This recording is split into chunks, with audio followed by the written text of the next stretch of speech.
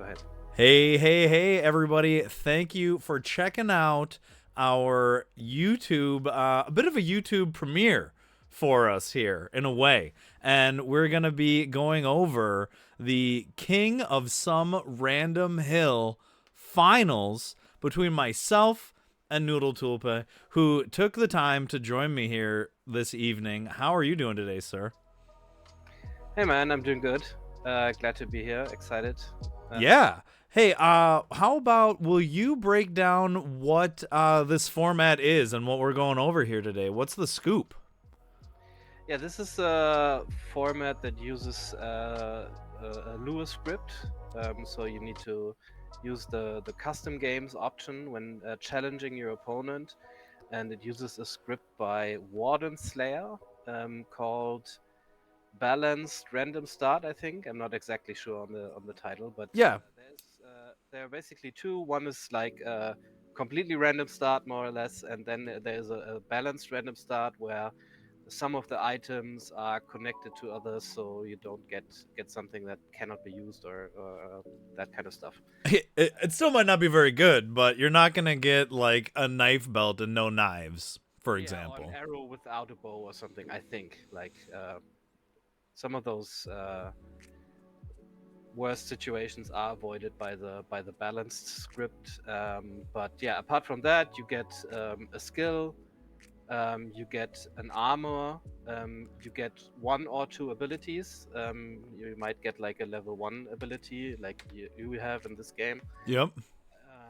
And you get some HP bonuses. I think the range for HP, from what I've seen, is from 65 to 75 starting HP. I think Yeah. I wonder if you've seen different numbers or. Well, it can go up higher too. I don't know the exact formulas behind it since you can end up getting, if you don't get a second ability, you get more hit points usually, right? So, Right. Yeah. yeah.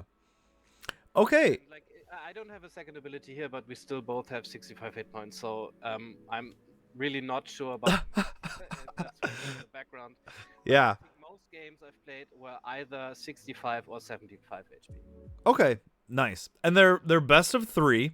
And so yeah, you just have this totally random level 14 configuration, only pulling from the base classes too, nothing from the beta involved. Right. And then I believe the challenges were just base and call to arms, right? No Yeah. dungeons. Yeah. Exactly. Okay. So yeah, I think that's all really good. So we had our battle to the finals here. We're gonna start off with the builds. So I'm gonna go ahead and start this replay. I kind of go through each one. Lift, Battle Resurrect, Steady Shot, and Helm of Fury. Hmm. And then there's the starting deck. So one thing I'll say is that looking at the starting deck, because things can be so like off the walls and not necessarily like combo nicely with each other, one of the best things you can have is multiple things that add to econ. Would you agree with that? Yeah. Yeah, Definitely. that stuff's super helpful. So looking at my what I have here, the seasoned shield bearer could be nice with the Helm of Fury. We've got lift, which can give you a ton of hit points, and I actually liked how these resurrects worked throughout the tournament because you could, if you intentionally try to target a big champion and then can res it once, that can have a big impact on the game. So that's kind of what my starting setup looked like. Let's go ahead and take a look at yours next. Breastplate, masterful heist, flawless track, and then no double digit econ, or I shouldn't say double digit, but no 2 coin econ cards for you either. Hmm. Couple of knives, which are a little bit clunkers here. Yeah. Serpentine staff, which I've been, this is just like in a general sense, really coming around on serpentine staff a lot lately. How about you? Hmm. Yeah. Me too. Yeah, It's my go-to now. over blazing staff, but yet here you have both. How about that? I'll take both. Yeah, I I'm happy guess with that.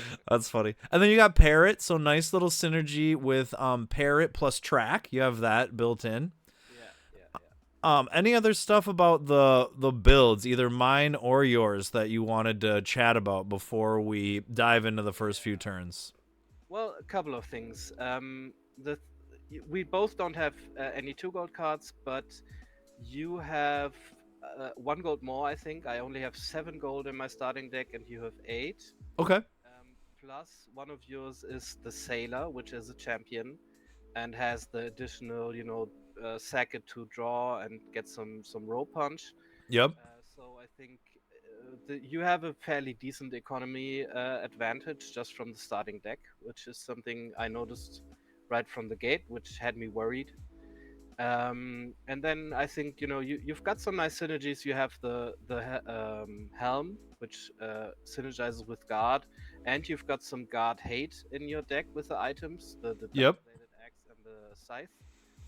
So it's really like I don't want to buy any guards versus you But you because also don't really want me to have them. I don't want you to have the good guards. So it put me in a little bit of a pickle here. I felt right from the beginning, and if you get a good guard, you have the resurrect. So I have breastplate, so I want to get champions as well. So I was immediately thinking, okay, I have to focus on non guards. Um, but then you have the steady shot, or I don't know, the level 1 ability to have like a little counter to the first one of those. If I get the cold priest or the wolf shaman, you can take one of them out fairly easily with that one, the steady shot. So I was thinking, okay, this is all a bit clunky for me, but of course, and like I only have one champion in my starting deck with the parrot to use with breastplate and the bright star shield in the beginning. Um, but of course, breastplate is an absolute powerhouse armor for going into the late game. So Oh yeah. if I can make this go long, breastplate alone can probably win me the game, and the masterful heist here will of course help with that. Like I can steal one of your impactful purchases and slow you down with that. Right, just the ability of Masterful Heist to help move you to the late game, Yeah, is can be huge because it's like this yeah, tempo shift. So, exactly. yep, And great that's call so out. so I settle on going like trying to take this to the long game, avoiding guards, getting some non-guard champions for my own. And one thing about the track, I think like which skills do you want to see when you see your build in this tournament? I usually What's the favorite thing to get for you? channel.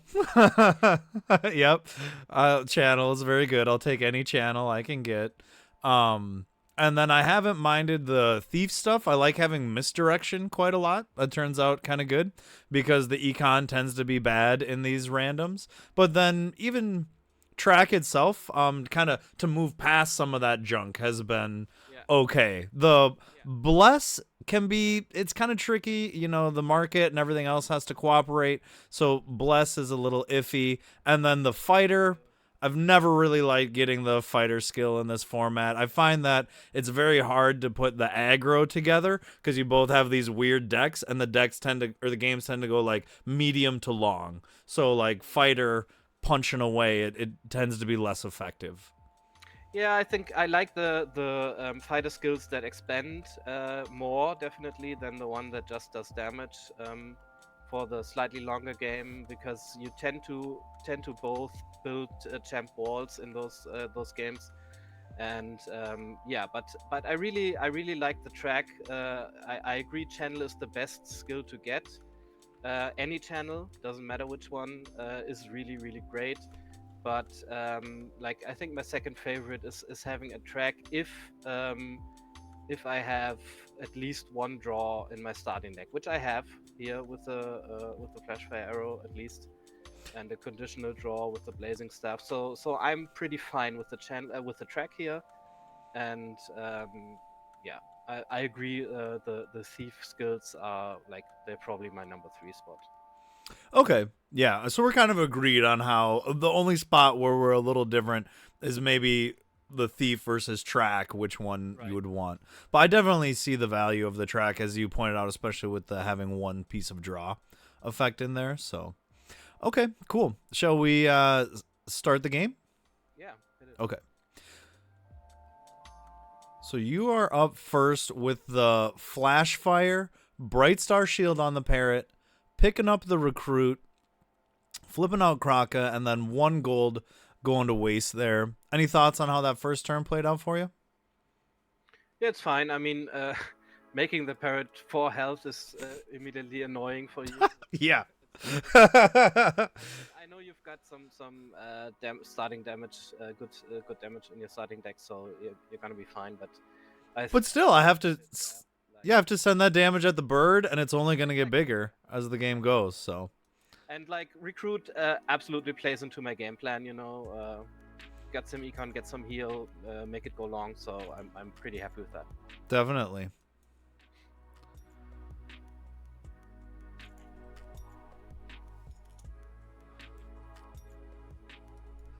So yeah, for me, went Fire Gem there.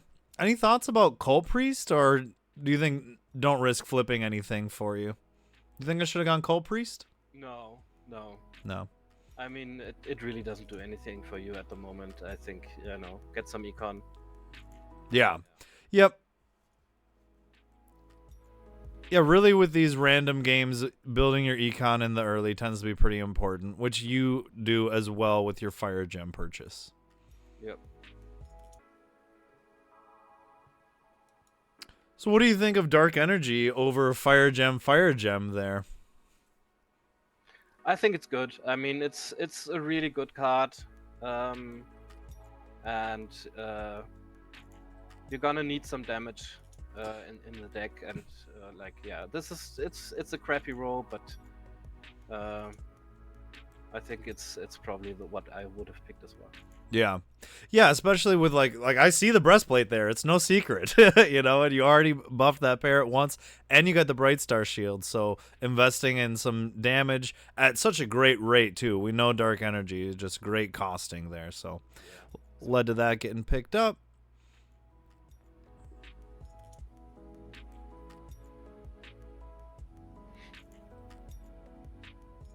Burning the Fire Gem so that you're able to clear my board, and then building into that non-guard champion strategy that you mentioned with the Wolf Shaman out of the gates there. Yeah. And going Cult Priest over the Street Thug, talk a little bit about why you made that decision. Yeah, I mean, since you've picked up the Dark Energy, Cult Priest has become much more attractive for you to buy. So I'm thinking that maybe Dark Energy is also a nice heist target for me. So prepping that with getting the Cult Priest myself, I thought just overall it's the option that looked better to me. Yeah, sure, I mean, for sure. Street Tag, you know, it's a street tag. It doesn't really do anything for you. Yeah, yep. Okay, flipping the influence. So that's something I'm happy to see since influence is so good at econ. Close ranks over to you. Don't love that. Let's see where you end up going with it.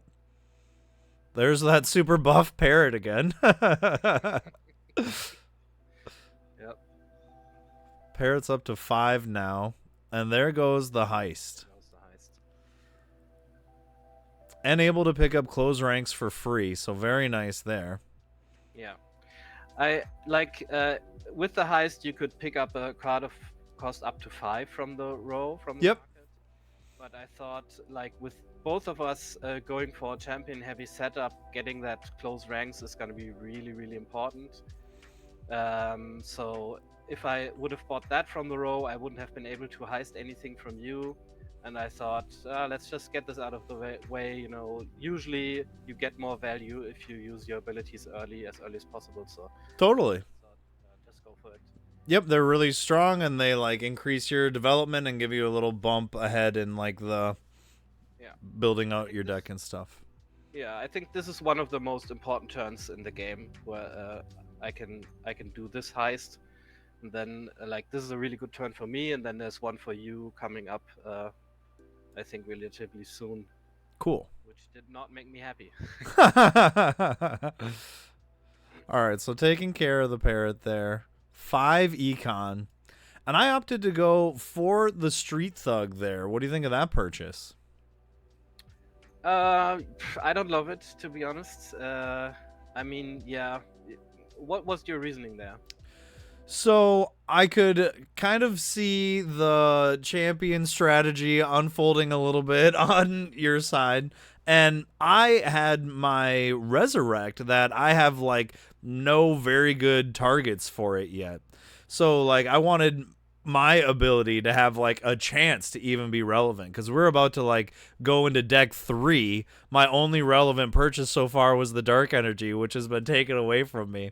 So I think like maybe there is some value to just like tanking fire gems there and trying to hope for obviously the Tyranior just flipped, but like Valius or Kraka or Kron even, but I'm still like 2 deck cycles away from, being able to do something with that. So kind of just trying to get a champion that could maybe hide behind my shield bearer or that kind of thing. But that was my logic. Again, I think there's a case to be made for fire gem spam though. Yeah, I mean, I get why you did it. I might have even done the same. It's hard to put in that spot, but I mean that's speaks to why like the kind of pressure I've been putting on you with the heist at that moment. Like you really felt like you were behind and you had to um, maybe take some risks to advance your position and not fall behind further. So Yeah, definitely, definitely. Are gonna beef up that econ just a little bit more though with 1 fire gem, and there's that econ hand I was hoping for. yeah. It's on to your side, and very nice to pair up that dark energy and the cult priest. Did you set that up with a track on the turn before? I don't remember for sure. I think I did, yeah. Yeah, well played. Pulling the tithe priest in. Yeah, Factions with the closed ranks, and you kind of got that go wide strategy. right. But I'm very short of 8 gold, and someone has 8 gold on their hand. That's right. And like I said, you really, when you're playing these random games, you have to look at what has been given to you and think about how you can play into that. And so, like, getting a really good champion that I can resurrect to me was like a key for trying to have a spot in this game. Yeah, totally. This was where I felt like you uh, made a great move and that let you catch up to me, to the lead I thought I was developing. It's a Yeah. guard, like it's probably the best guard in the game, arguably, at least in this position, probably it is. So yeah, I was not happy about that. Yep. And then a chance to use my second ability, get that steady shot cashed in and clear your board. So, yeah, definitely that felt like a great turn from my end. Hmm. Grabbing the death touch, though. So you're happy to get a little scrap of your own in what's kind of become. You've already got a few red cards. Yeah. I mean, I need to. I can't have you have the only scrap, because if my game plan is to go long now versus your Tyranior, that's become much more difficult to pull off. Right. Able to track the parrot into play. Always love that. Yeah. And pair the tithe priest with the closed ranks. So very nice again with that track coming together for you.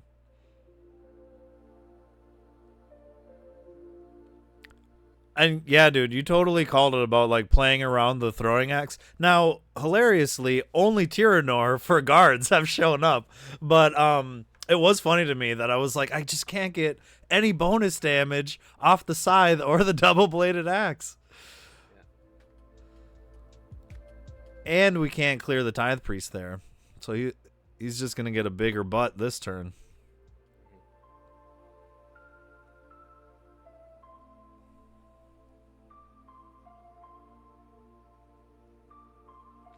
Tracking to flip the deck.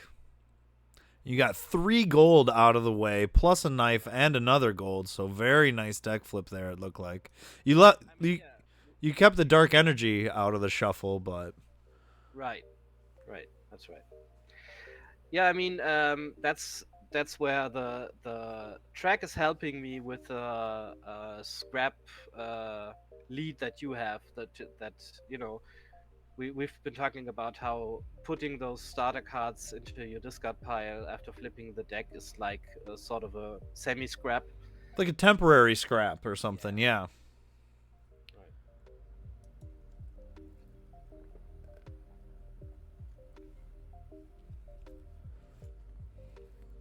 I think that was like the first lift of the game for me, by the way. So I don't know if that's good to not be lifting until now. But as it kind of like played out, it didn't really seem like there's a ton of opportunities to do it ahead of time. But in my head at this point, I'm like, okay, if I can get a scrap advantage and use life gain, then like scrap plus life gain, if I can start lifting, that'll hopefully put me in a good position for the end. Absolutely, yeah. We got to pair it with a shield again. And I discarded it from your lift as well. Like, Oh, nice. like the dream parrot turn. Yeah, that's exactly what you wanted to do. So this is a huge point as well. I think me picking up the values in this game where we're both building champion walls. I mean, there's also almost only champions on the market.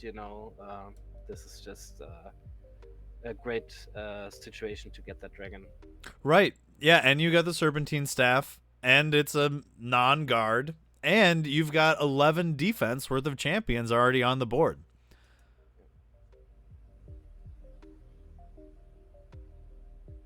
Over on my side, I'm hoping to hit this Tyrannor, and with a 25% chance, we got there.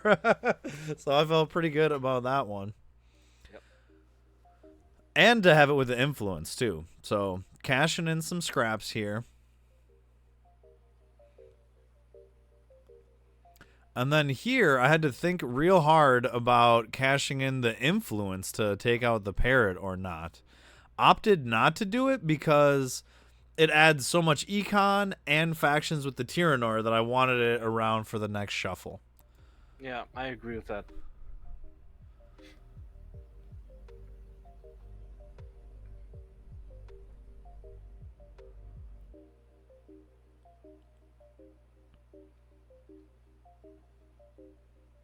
Getting the deck flip, some gold out of the way. Pretty expected to see the resurrect of Tyrannor here, I have to imagine. Yeah. And then getting the lift and the scrap and clearing your board. And I mean, now you've scrapped 4 cards. Yeah. That's pretty significant. Absolutely. Valius breathing fire upon my side of the board.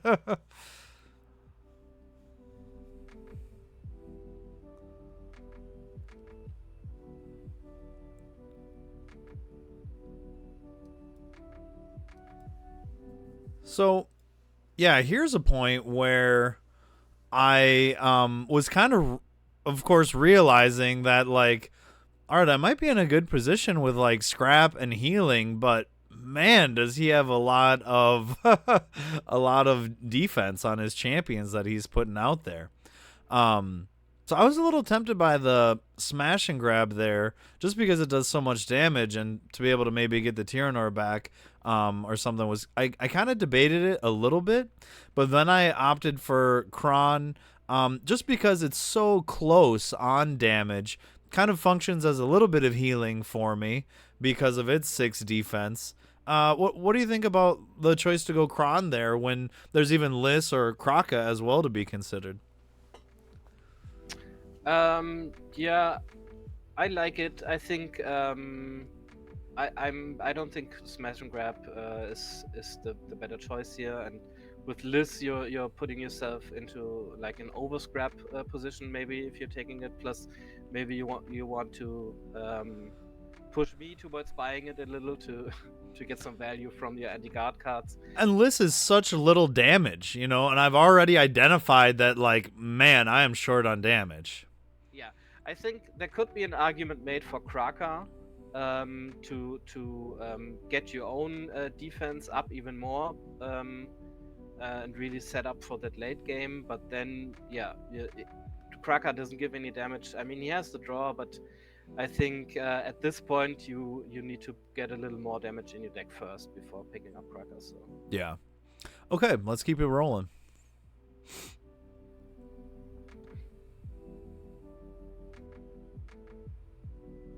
Some Imperials working together for you, and the Cult Priest factioning the Dark Energy.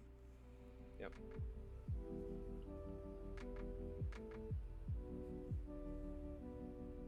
It's a lot of damage. Yeah, I've got a lot of draws. Get that draw chain rolling. Yeah, and like to trigger Blazing Staff, even, that's great. Yeah. Picking up another Cult Priest, I think that's a fairly understandable purchase at this position. And your Cult Priest in play all the way up to 9 defense. And here's me looking at my axe again.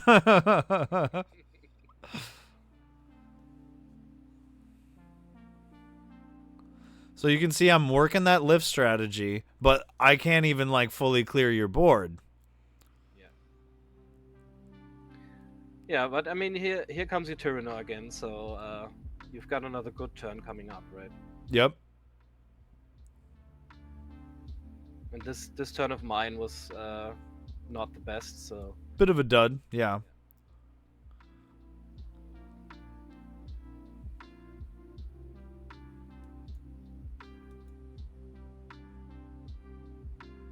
So definitely pulled the Kraka in there before the shuffle. Felt good about that choice.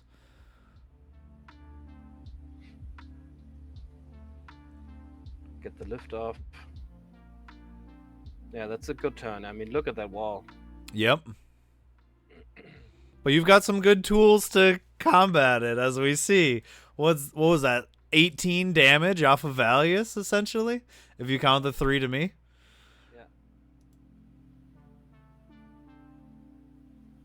Oofta.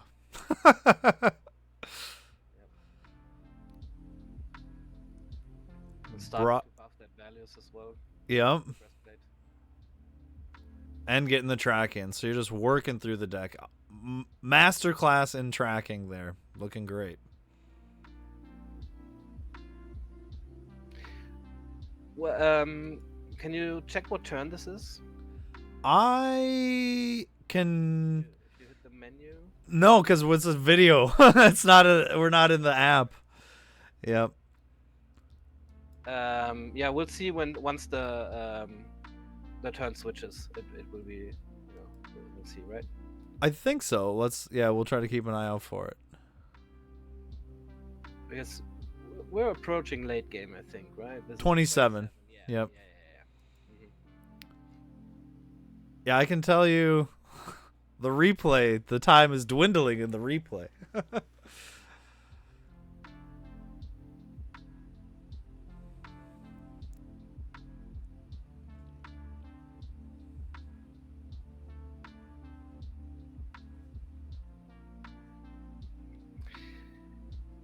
Yeah, so at this point, I think we both actually were undervaluing Tithe Priests. Yeah? Yeah.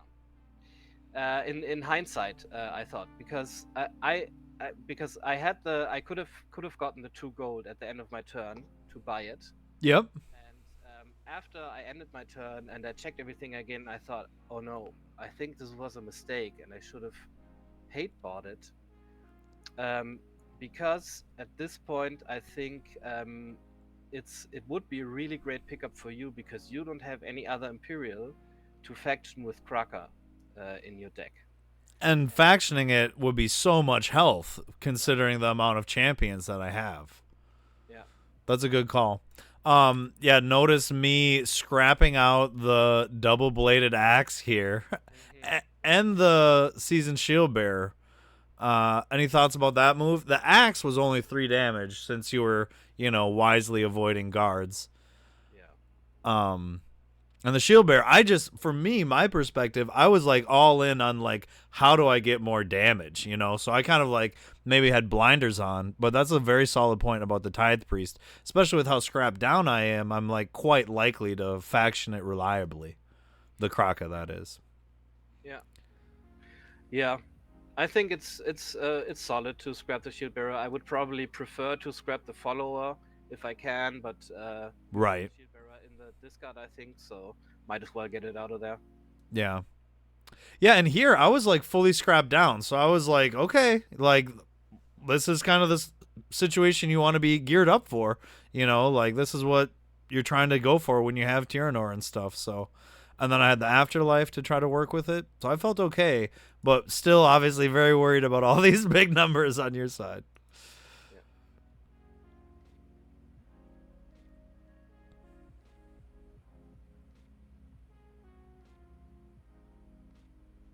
Discarding some gold and a parrot, drawing into Serpentine Staff for some more damage, and getting a punch in.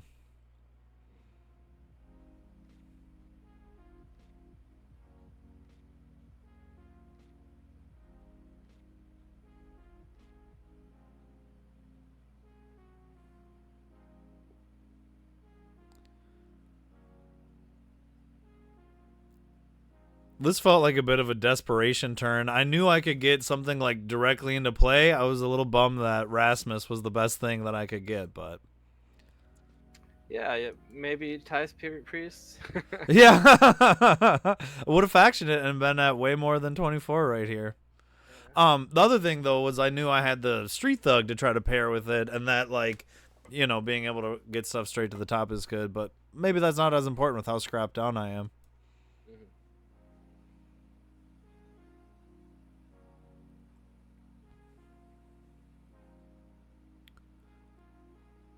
So, doing your best to pile up the damage. Just got to get past Tyrannor here. So, that will do it. GG in that one. Any thoughts before we get into the next game? Closing thoughts. I think the Tithe Priest was a good call out that you made. But yeah, anything else? No, not really. I think we touched most things. I mean, one thing I noticed now, looking at the replay, is that you still had the sailor. You never really scrapped it out. That's true. I don't know if there was like a good situation to do it, but usually I guess like if you end the game around turn 30 with this sailor still in your deck, you have to ask yourself like, was this worth it? Right. And I actually have to admit something about that. I tend to forget that the sailor has draw stapled into it. I just think of it as having the row punch. So, like, I think if I would have had that more in the forefront of my mind, I may have been able to find, like, a creative situation to apply it rather than just, like, all right, well, when do I punch the row? But, yeah, that's a great call out, too. Anytime you leave a one time ability on the table, and have lost, you should definitely be very much evaluating what happened there. So great call out for sure. So here we are on to game 2, and we're gonna go ahead and run through the builds to start things off. So lift again for me, another resurrect from me, and shadow mask this time. Inside the deck, I've got a Bright Star Shield, 2 followers, the Keen Throwing Knife, Spyglass Sharpening Stone. So disappointed not to see too much solid econ or anything here. But I've had a lot of luck with Shadow Mask, and Shadow Mask with 3 draw effects did have me, kind of looking forward to what that might be like. Mm-hmm. Over to your side, Runic Robes. Mm-hmm. Practice heist, and this has been kind of an interesting thing that like you actually end up using practice heist sometimes when you do these RNG games, whereas like you really don't end up playing it very much in standard play in my experience. So it's kind of fun to use this one and see when it might be relevant. Yeah, I mean it's hard to use. I don't even know if it's really about the format or if it's just the RNG of the individual game. I mean, Uriel, like Joel, wrecked me in the band event. Really? With we were playing. He had thief and I had cleric, and he had the practice heist because, of course, the good heist is banned. Yep. and like he did stuff like Grog into Torgon, putting Torgon into play, Yeah. and that kind of stuff. And I was like, yeah.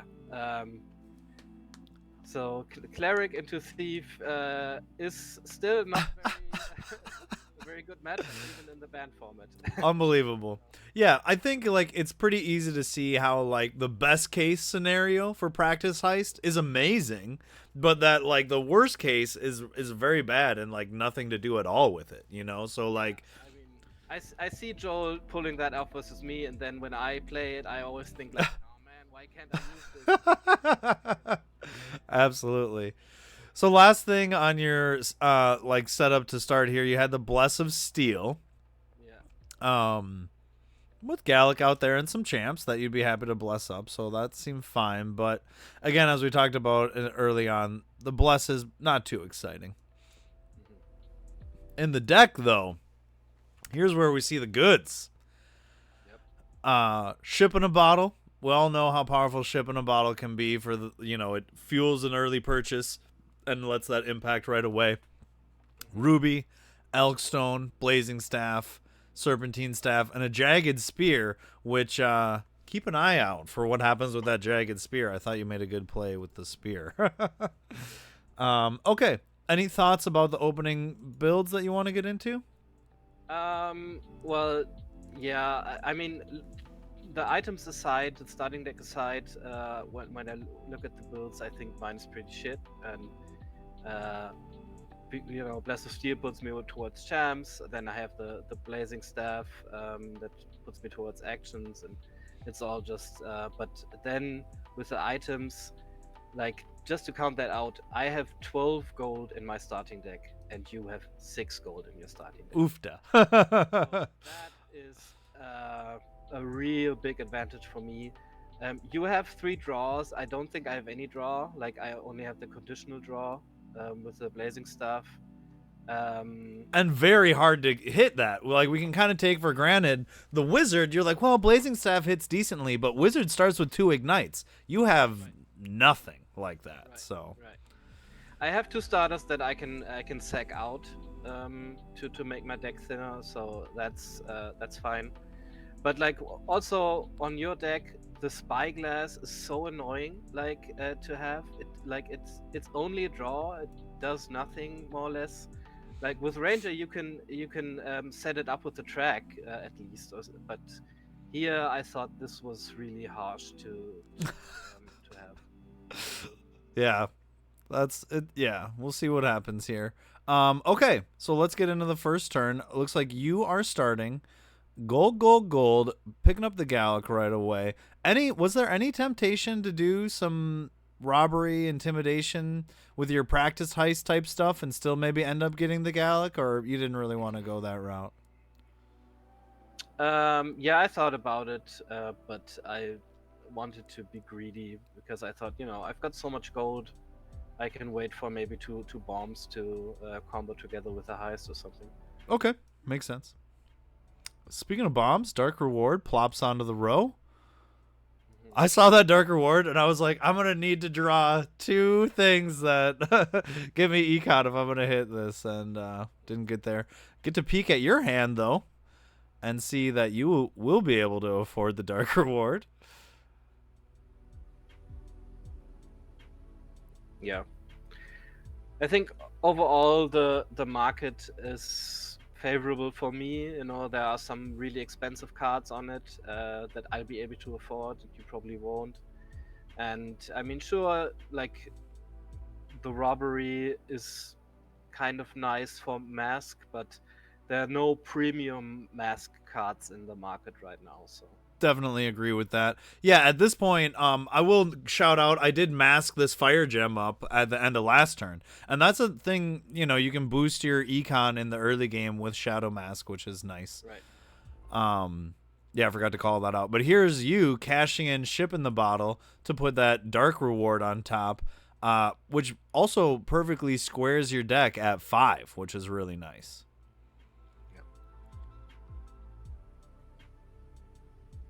So I want to talk about this Orc Shaman purchase. Man, I don't know if I like it in hindsight. And this card, ever since Filterphobe brought it up that like maybe it's not that good, it has felt clunkier and clunkier to me all the time.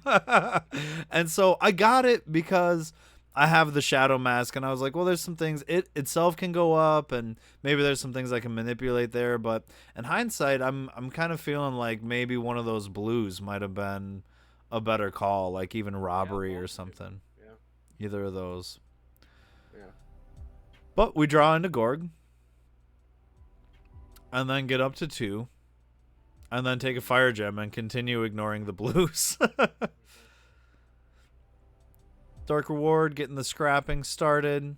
Up to 7, pulling the Torgan. Yeah, so I'm 1 gold short here of doing the Grag into Torgen thing. Thank goodness. That would have been bad.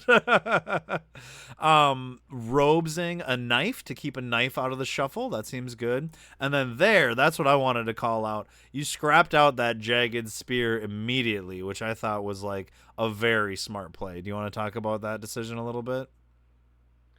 Yeah, I mean, that's already at the beginning. I said I noticed that I have these 2 starter cards that I can scrap out in my first shuffle to make my starting deck smaller. So that was the plan, to just get that jagged spear out of there, get my purchases spinning faster. So Yep, totally.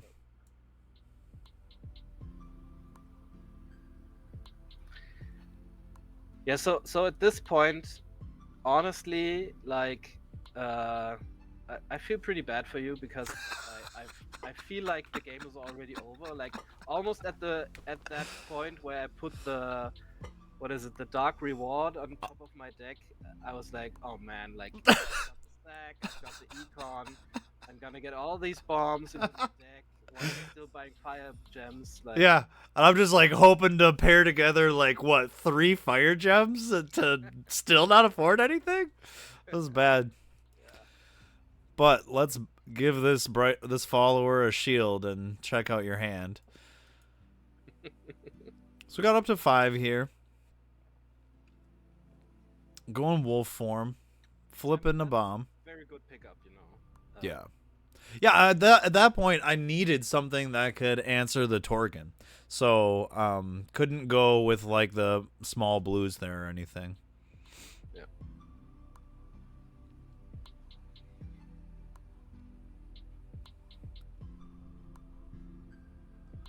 Setting aside the staff, and now I know you've got a monster hand coming up here. I knew the Torgan was in it, so buying the Intimidation and putting it to the top felt like the correct play. Yeah, it's a good move. Definitely. And here, for a second, I was like, well, I wonder why he didn't get the firebomb, but I'm assuming it's because you had the faction options and that the Grok would be able to work you through the deck more quickly. Was there more to it than that? No, that's pretty much it. Like, in a vacuum, I would usually buy Fire Bomb over Greg, definitely. Yep. But here I thought, yeah, with the cycling, it was slightly more appealing to me.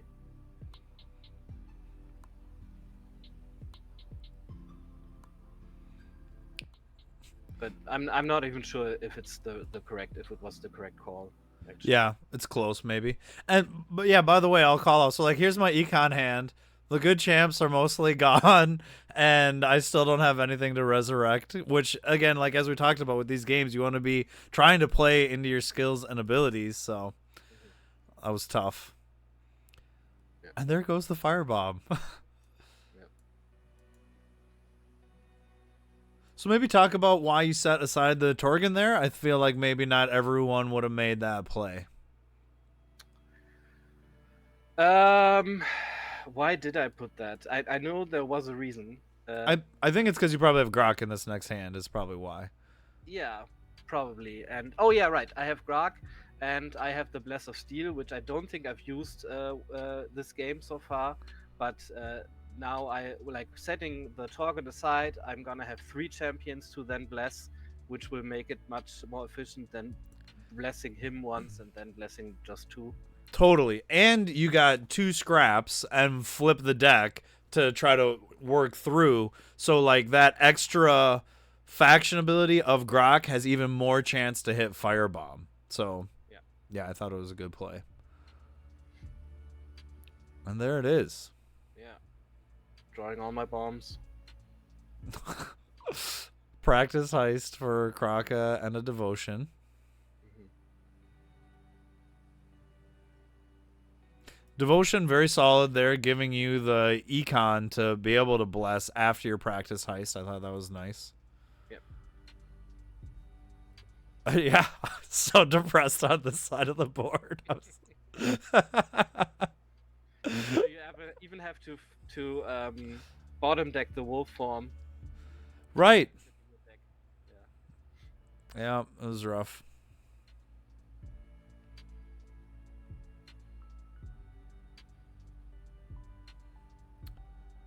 Shadow Mask offline.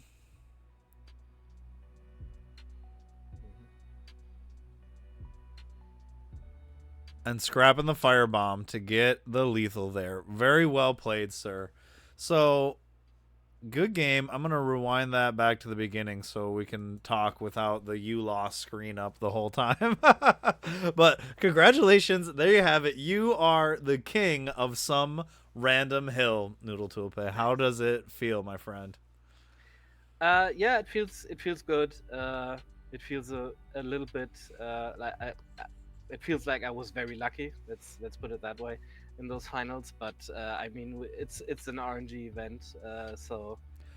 Yeah, the game is already RNG, and we're adding like a further layer of RNG on top of it. But at the same time, it still very much rewards skill and thought and experience with the game and being able to like capitalize on those areas of mismatch that you identify, you know? So like, yeah, totally. Yeah, I mean, you can get like really amazing broken combos, which are not possible like that in the original game, and identifying those and exploiting those to a point is kind of the point of the whole tournament, and it's a lot of fun when it works.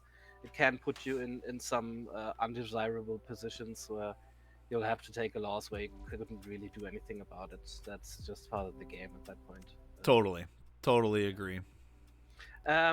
Like one thing, you really had bad luck on several layers because the ability you have there is a level 4 ability. Ah. I messaged WardenSlayer about it already. There was one before I had a timely heist in one of my games against EvoFX, I think, which is also the level 4 heist, where you only get the second card into play if it costs 3 gold or less. Right. And so I said, I think, like, is this right? Are there circumstances where it's supposed to get a level 4 ability? And then he checked and saw that it was actually supposed to be practice heist. And here, this was actually supposed to be a mass resurrect. He didn't have the mass resurrect, but instead the one that gave you 1 champ and one that cost 2 or less. Right, which is such a stinker part of it, but it is what it is. Mass Resurrect, I mean, Mass Resurrect is really hard to leverage. That's a good point because I played a lot of this. I even just like queue this up a lot, and I don't think I've seen Mass Resurrect, so that just probably is not. In there. Yeah. He fixed it by now, so like if in the future the Mass Resurrect will be in there instead of the Battle Resurrect, which is this one. So yeah. Nice. That's something I noticed in hindsight. I mean, I get to one thing I get to do now is pick like a name and a title. Is it called? I think. Yeah, I was just gonna bring that up. So on the subject of modifying the script, WardenSlayer is intending to run this event again in the future, and if you win, you get to add a name and title to the script. So we can see in this game, I was Abraxas the Gladiator, and you were Rune the Lua script writer, which is hilarious. I'll call out a couple other good ones that I've seen. I saw Rob WWG, so Rob Wise Wizard Games, The Realms Walker. I thought that one was pretty funny. And I've seen another title. I think it was Legends Tournament winner. Can you recall any good ones that you saw? No, not those. I noticed those as well. Those are cool. The Lua script writer is a great one. What have you thought about what your like name and title are gonna be? Yeah, I was thinking about something like just for the name, just Nudeltulpe to put that in there Absolutely. in the script. I mean, why shouldn't I? Yep. And for the title, I was thinking about the Brawl Master. Okay. Yeah. Very cool. Have a little Tavern Brawl reference in there. Yeah. That's perfect, dude. Yeah, that's solid. I love that. Okay. Great. All right. So I did want to do a little bit of like closing thoughts about the format, if there's anything we didn't talk about there, and then some cool combos that you've maybe seen before we put a bow on thing and call it the end of the video. Any like closing thoughts on like the format as a whole? We kind of ranked skills a little bit. Abilities we could talk about, I think. I always like the so fireballs are kind of like just okay. If you have explosive fireball, that's pretty good, but it's kind of rare to get explosive fireball. I really like getting ranger ones because stunning a champion has a lot of chance to be relevant and you get to draw a card on demand, which can be super valuable. The heists are probably the best because they have a really good chance of impacting like the econ and the early setup. The cleric one, if you are mindful of it and the market gives you a chance for that resurrect to be useful, it can be really good, but overall it's kind of a lower tier. And then the fighter one, there's actually two fighter ones that let you draw cards, so those can be pretty good too. The pure damage one, I don't know if I've seen that one as much. I feel like I usually get the one that's like 6 damage, deal 8 damage to a champion, and draw a card is like the fighter one I tend to get. So I like that one pretty well as well. So I kind of would probably rank it like most thief things, anything that draws a card, Yeah. fireball. Yeah, I'm kind of like going down from there. Any thoughts about like skills? Or, I mean, abilities? No, yeah, I mostly agree. That's how I would rank them. I mean, I think like I really don't have much of an idea of how the script works, but if I understood it correctly, from something WardenSlayer sent me, there's a little bit of a hierarchy on how likely you're going to get some of the skills or abilities. Oh. So the more competitive ones are a bit less likely to show up. So you're more likely to get the practice heist, for example, than the smooth heist. Yeah, I played a lot of this, and I can hardly recall ever getting a smooth heist. Yeah, that's like after he sent me that, I was like, yeah, I think when playing the script, I noticed that there are some combos with skills or abilities that you don't see too often. So I feel like I get Shadow Mask more than I get Boots. I feel like I don't see Boots that often. I wonder what's going I on don't know there. about the armor choices. It was only regarding the abilities where we had the chat and where I gleaned this little insight. Yeah. But yeah, I thought that was interesting, and I think it's a good way to do it, like to make the more competitive and often used choices be a little bit less likely. That's cool and fun, and yeah, I like it. Nice. Do you want to, speaking of cool and fun, do you want to segue into like some of the different combos that we played and discovered? Yeah, I wish I would have taken some more notes while playing the tournament, because I can't remember the exact combos. There's one you told me that you had that I remember offhand. Do you remember your one with the veteran follower? Yeah, there was one, but do you have it? So you had Veteran Follower, Helm of Fury, and Ever Burning Candle. So you were Right. getting like 12 damage per deck cycle just off of like those cards. Yeah. That one, that was really cool. And actually, in that configuration, I don't know what else I had, but it kind of, I think I had the fighter skill that just does 12 damage. So I had it just a configuration that actually was an aggro deck, and it worked. Like if you get the right stuff, you can rush your opponent down as well in this format. Yeah, but you have to like identify not only that like you have the possibility for that, but that they are vulnerable to that, you know, because they just might not be. Yeah, that's a good one. So I had Seasoned Shield Bearer plus Shining Breastplate, and that alone one time was enough for me to like kind of run away with the game in a small sense, because like it was deck one and my opponent didn't clear my Seasoned Shield Bearer for like several turns. I got it to like 9 defense before my opponent could even clear it, and then I shuffled and just played it again, you know. So like And imagine throwing a candle in there as well. yeah, to get it back, and which you can do, which is crazy. Because the Seasoned Shield Bearer has no cost, so Everburning Candle can bring it back. So that's totally awesome. I think kind of an obvious one that we brought up before was Shadow Mask plus Channel. I had that and really liked it.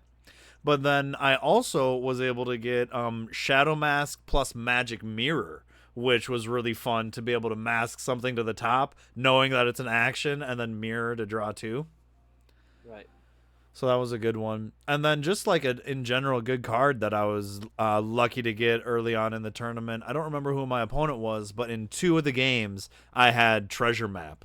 And like, man, that's a powerful card. Yeah. I had that in one game as well, I think, and it was pretty amazing. Yeah.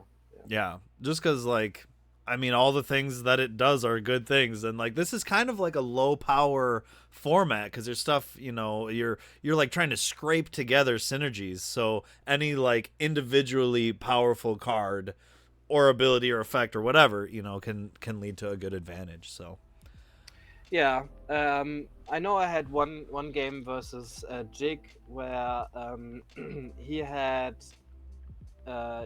a what's it called, the wizard skill that lets you draw the channel. channel. Channel. I don't know which one he had. I think pure channel or something. Um, Definitely that was really good for him.